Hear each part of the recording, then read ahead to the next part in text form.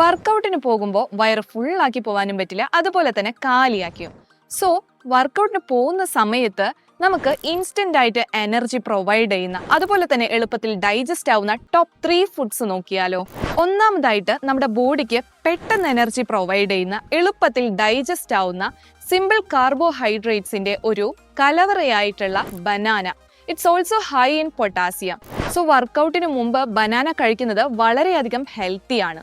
And second one, nuts. ഇല്ലാന്നുണ്ടെന്നുണ്ടെങ്കിൽ peanut butter ബ്രെഡിൽ പരട്ടി കഴിക്കുക.